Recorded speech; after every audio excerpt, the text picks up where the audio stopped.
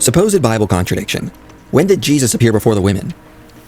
The Gospel of Matthew says that on Sunday morning, the women discovered the empty tomb, and then were told by angels that Jesus rose from the dead, and so they ran back to tell the disciples. The text seems to indicate that on the way, Jesus appeared to them and told the women to tell the disciples to go to Galilee. However, in John's Gospel, the women discover the empty tomb and run back to tell the disciples. Then the text records that Peter, John, and Mary Magdalene went back to the tomb. Peter and John leave, and the angels speak with Mary, and then Jesus appears to her. Skeptics will note these two accounts do not chronologically line up and contradict each other in multiple ways. Some Christians respond by trying to harmonize the accounts in a way that preserves all the chronological aspects in both Gospels. Perhaps what happened is the women went to the tomb and found it empty. Mary Magdalene, perhaps, right? Of course, that's the best that we can have, right? Because perhaps this is what happened. Perhaps what happened is the women went to the tomb and found it empty. Mary Magdalene was so distraught, she ran ahead to the disciples, leaving the other women behind. Then the angels appeared to the other women that remained behind, and then they went to deliver the message to the disciples. On the way back, Jesus appeared to them. Meanwhile, Mary, John, and Peter ran to the tomb but took a different way, thereby missing the other women who were looking for the disciples.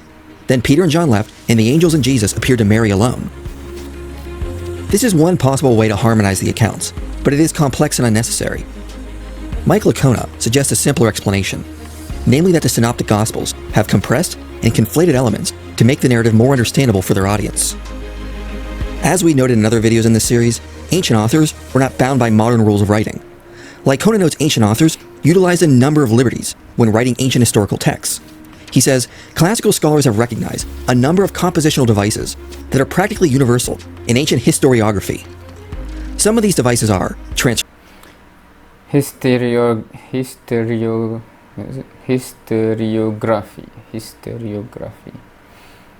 I will look up what that means, but I think it means something relating to history or transmitting history, right?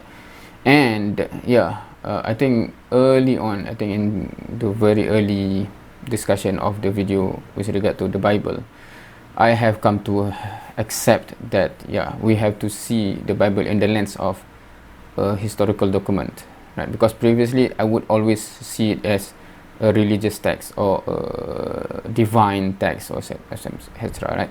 Hence I'm always putting it to a level of scrutiny that it cannot hold up to. But when we say this is historical text, just like any other historical text that we find, there are various aspects to it that we have to consider, etc., as being discussed here, right? So that's why we from my perspective, it become lowering the bar, right? Because I'm speaking from the perspective of taking this as a divine teaching, divine revelation, or divine guide, right? Anyway, that are practically universal in ancient historiography. Some of these devices are transferal, when an author knowingly attributes words or deeds to a person that actually belong to another person. The author has transferred the words or deeds. Displacement, when an author knowingly uproots an event from its original context and transplants it in another. The author has displaced the event.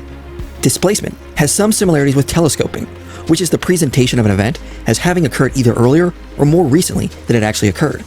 Plutarch displaces events and even occasionally informs us he has done so. Conflation, when an author combines elements from two or more events or people and narrates them as one, the author has conflated them. Accordingly, some displacement and or transferal will always occur in the conflation of stories. Compression, when an author knowingly portrays events over a shorter period of time than the actual time it took for those events to occur. The author has compressed the story. Simplification, when an author adapts material by omitting or altering details that may complicate the overall narrative. The author has simplified the story. Now, do most Christians know about these kind of things? Because from what I've seen, when they approach other texts, they as if do not accept such thing can happen. So I'm curious, because if for Bible there's this kind of justification, right? Do they put the assumption that other texts can also have this kind of things where you do not simply say, I read this and suddenly you jump to conclusion without considering this kind of things in terms of the language or how it is being written, etc. But if this is a common discussion within Christianity, that would be interesting. Why would they do that with others, right? And not let others try to explain, or in terms of the language, etc., etc. They do not let that, do not even give that chance, right? So that's interesting. Either they are not even aware, even in the Bible you have this kind of things, or that shows their intention. That may complicate the overall narrative. The author has simplified the story. The point being, ancient authors utilized more liberties when writing down historical accounts.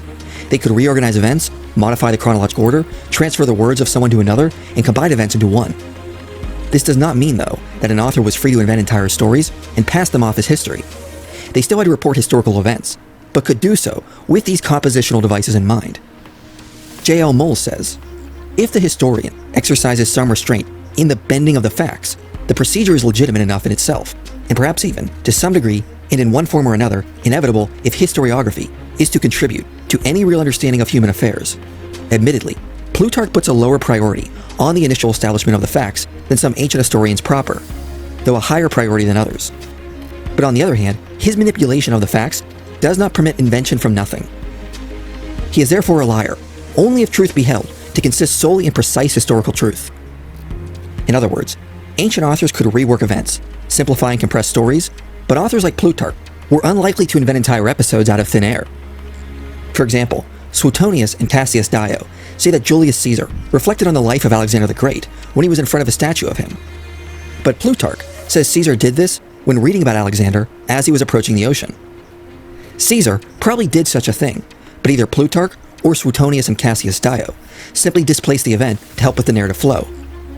Christopher Pelling also notes Plutarch likely dated this episode to a later time period to better suit his narrative flow, as it better fit at the time when Caesar's ambitions became central. Plutarch also displays quotes and events. In Life of Sertorius, Sertorius makes a sarcastic statement about Pompey and Metellus after a battle, but in Life of Pompey, he utters it after learning that Pompey arrived in Spain and before the battle. Instead of Sertorius making the statement twice, it is likely Plutarch displaced the event to help with his narrative flow. In Life of Pompey and Life of Caesar, the first agrarian law was proposed prior to Caesar giving his daughter in marriage to Pompey.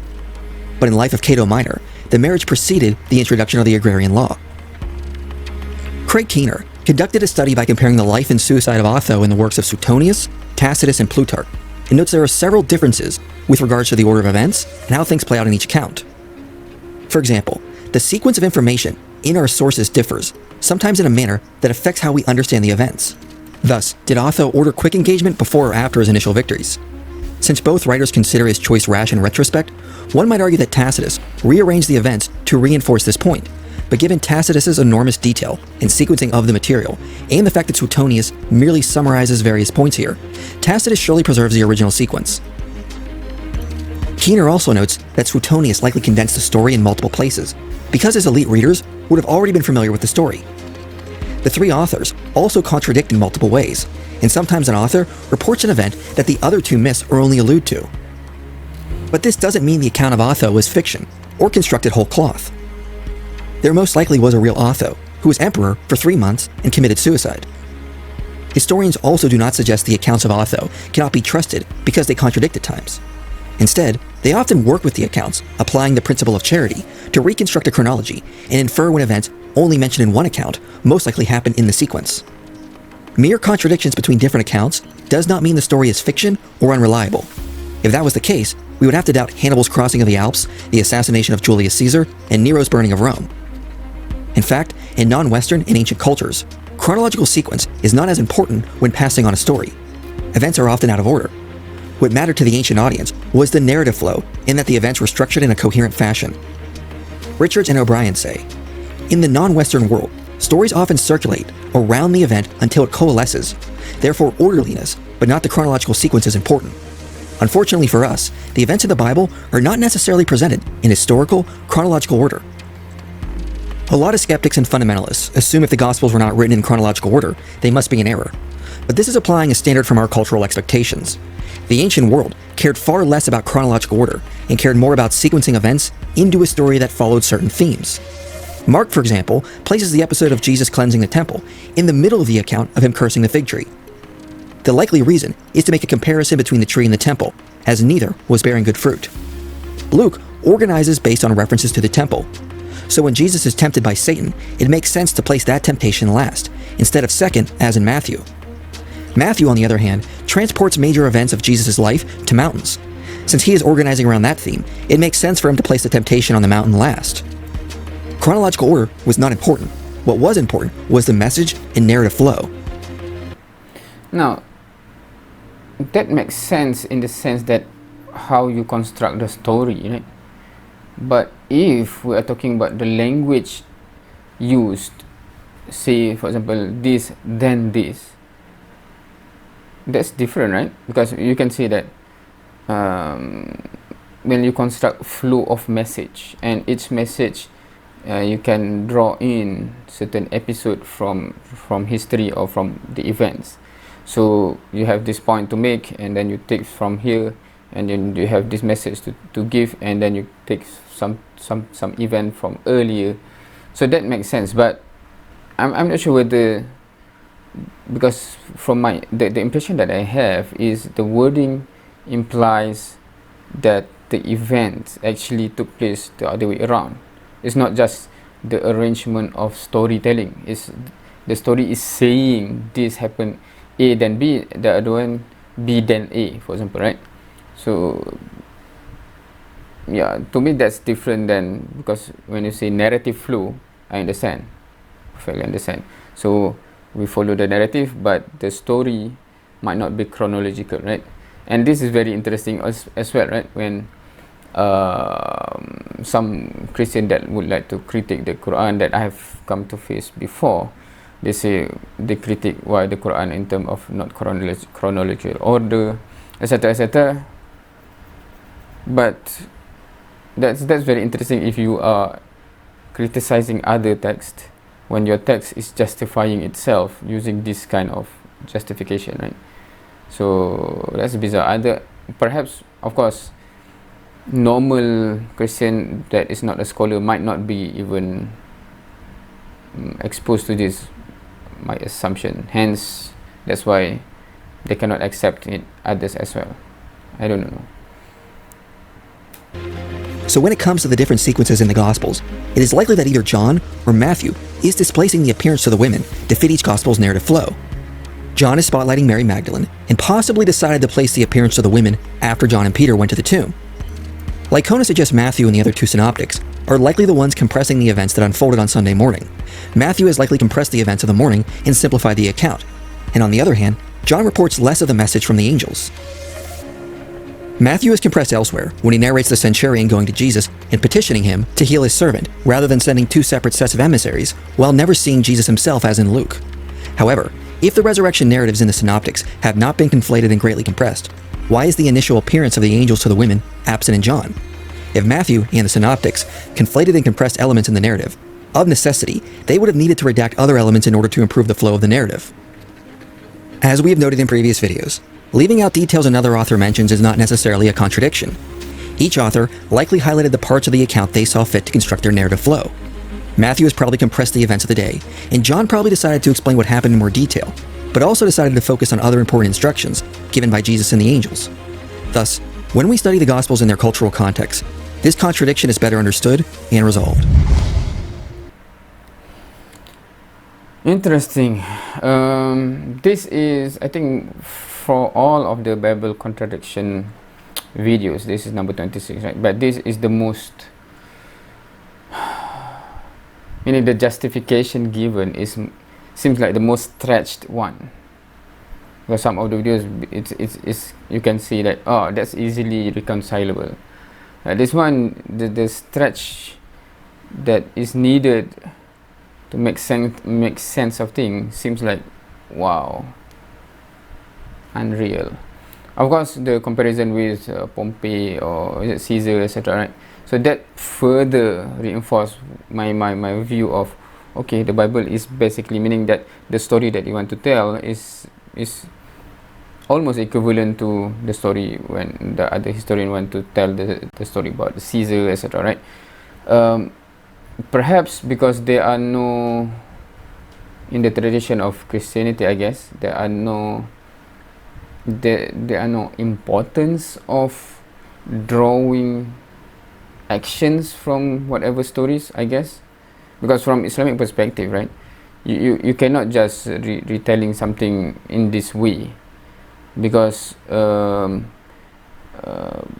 when we want to emulate, the Prophet, for example, so the story cannot be in that way, then everyone can have, so, and that's why the importance given to the narration, who, etc., and even things like the chronological, etc., etc., etc., right? So interesting. Anyway, so yeah, that's about it for this video, I guess. I'm not sure how visibly I'm seen in this, because I think this is the very different kind of justification compared to all the previous videos that I have come across, I have covered, in terms of the, not saying stretching the truth, meaning that the how to reconcile it is quite complex. Anyway, thank you for watching. See you next time.